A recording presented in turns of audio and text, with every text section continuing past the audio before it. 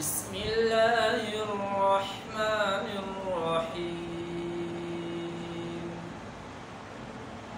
تبارك الذي جعل في السماء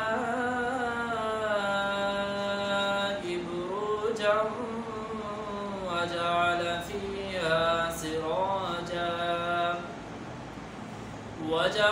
فيها سراجا وقمرا منيرا. وهو الذي جعل الليل والنهار خلفة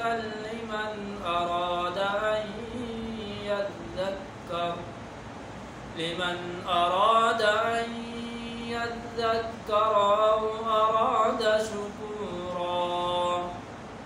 وعباد الرحمن الذين يمشون على الأرض هونا وإذا خاطبهم الجاهلون قالوا سلاما. والذين يبيتون لربهم سجدا وقياما. والذين يقولون ربنا اصرف عنا عذاب جهنم إن عذابها كان غراما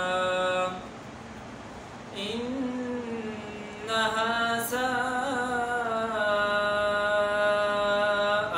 مستقرا ومقاما. صدق الله